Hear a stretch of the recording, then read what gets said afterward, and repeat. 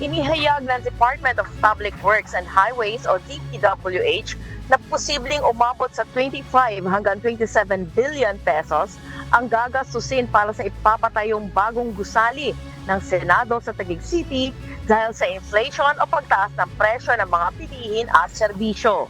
Mas mataas na ang nasabing gastos kaysa sa mga pinagtalunan noon ni na Senator Alan Peter Cayetano at Senator Nancy Binay. Batay sa pagtataya ng DPWH, nasa 20 to 25% ang itinaas ng estimated cost para sa Phase 3 ng bagong gusali ng Senado.